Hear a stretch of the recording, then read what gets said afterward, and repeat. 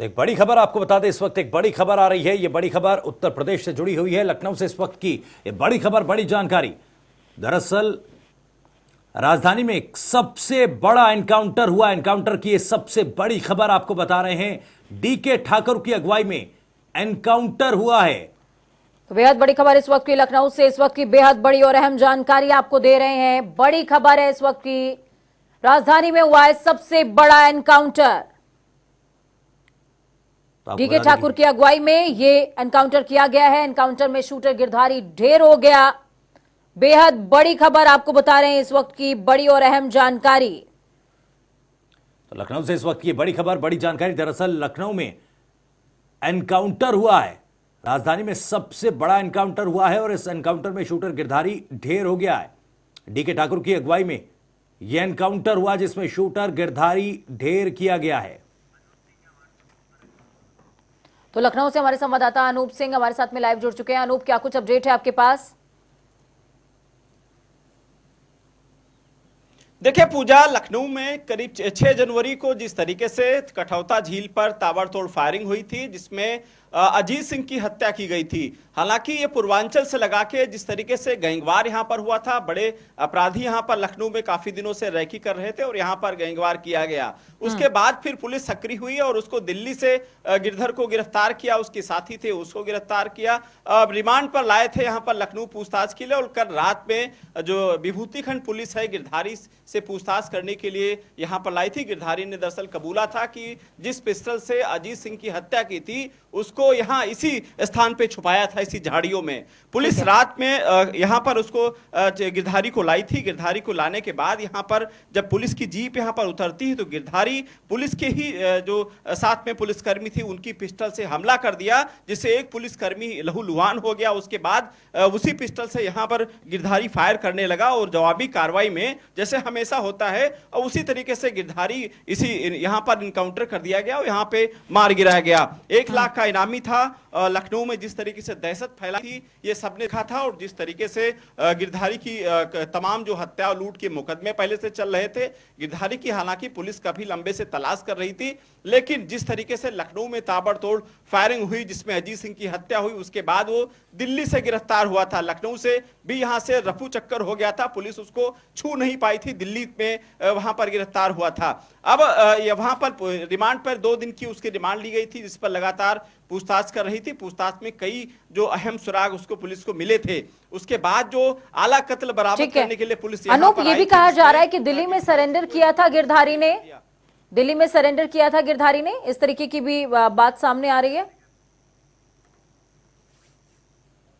देखिए पुलिस की थ्योरी, जिस तरीके से पुलिस का कहना है कि दिल्ली में वो गिरफ्तार हुआ था, पुलिस इसको वहां पर सरेंडर नहीं मानती, क्योंकि पुलिस का अगर वो गिरधारी सरेंडर करता तो कोर्ट में करता या फिर लखनऊ में। उसको पुलिस ये मानती है कि वहां पर उसको गिरफ्तार किया गया था, उसके बाद उसको रिमांड पर यहां पर लाया गया था। चूंकि वो 1 लाख का इनामी था और उत्तर प्रदेश सरकार के साथ साथ पुलिस भी ये चाहती है कि उत्तर प्रदेश से जो बड़े अपराधी हैं, इनामियां हैं, उनको कहीं न कहीं सफाई किया जाए या फिर सलाखों के पीछे भेजा जाए। ठीक उसी प्रकार से आपने जिस तरीके से कानपुर का बिकरू कांड आपने सुना होगा पूजा, कि जिस तरीके से उसको वहां से लाया जा रहा था, बीच में क्या हुआ सब लोग जानते हैं। ठीक उसी प्रकार से आज लखनऊ में रात में जिस तरीके से गिरधारी को यहाँ पर ढेर किया गया, जो 2 दिन की पूछताछ में जो क्लू मिले थे वो बहुत सारे। अनूप, एक सवाल ये कि क्या पुलिस का कोई औपचारिक बयान इस एनकाउंटर पर आया है और क्या जो कनेक्शन कुंटू सिंह के साथ जिसकी सुगबुगाहट थी उसको लेकर किसी तरह की जानकारी मिल पाई है क्या?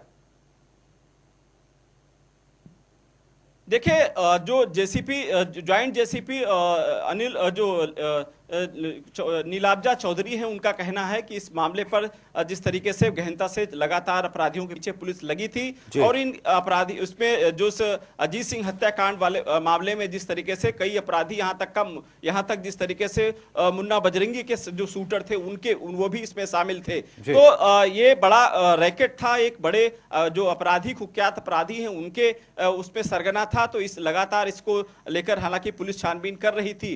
जहां तक वो सरगनाओं की बात आती है तो पूर्वांचल में सरगनाओं का गढ़ है, उसी प्रकार से ये भी पूर्वांचल में उत्पात मचाता था। वाराणसी से जिस तरीके से 1 लाख रुपए के इनाम भी इस पर गिरधारी पर था। अब पुलिस इस मामले को लेकर जांच कर रही थी और इसी मामले को लेकर जिस तरीके से अनूप, जिस तरीके से बिकरू कांड, बिकरू के बाद कासगंज सामने आया, एनकाउंटर्स का दौर पूरे प्रदेश में पहले से चल ही रहा है, सूबे की सरकार की तरफ से माफियाओं पर शिकंजा कसा जा रहा है। ऐसे में गिरधारी के इस एनकाउंटर का कितना बड़ा महत्व है और जो अराजक तत्व है उनके बीच में किस तरीके का मैसेज जाने वाला है इस एनकाउंटर के बाद? देखिए पूजा, उत्तर प्रदेश जो सरकार है, मुख्यमंत्री योगी आदित्यनाथ सरकार बनते ही उनका जिस तरीके से उन्होंने सार्वजनिक बयान में कहा था कि उत्तर प्रदेश में अपराधियों की जगह नहीं है, अपराधी या तो सलाखों के पीछे होंगे या फिर उनकी जहां उनका स्थान है वहां पहुंचाया जाएगा। उसके बाद ओपी सिंह जिस तरीके से उत्तर प्रदेश के डीजीपी बने थे और इनकाउंटर लगातार ताबड़तोड़ उत्तर प्रदेश में हुए थे। तमाम वो जो अपराधी हैं, जो कुख्यात थे, जो खुलेआम घूमते थे, राजनीति में सक्रिय थे, नेताओं के वो चहीते थे और बहुत सारी सीटें जो हैं पूर्वांचल से लगा के वो प्रभावित कर देते थे नेताओं की। तो ऐसे में उस गठजोड़ को तोड़ने का काम बीजेपी सरकार ने किया है और लगातार इनकाउंटर होने का मतलब यही साफ है कि गैंगस्टर्स हैं, उनके पॉलिटिकल कनेक्शन और पॉलिटिकल नक्सस को तोड़ने का काम भी इस वक्त किया जा रहा है। बहुत बहुत शुक्रिया अनूप आपका।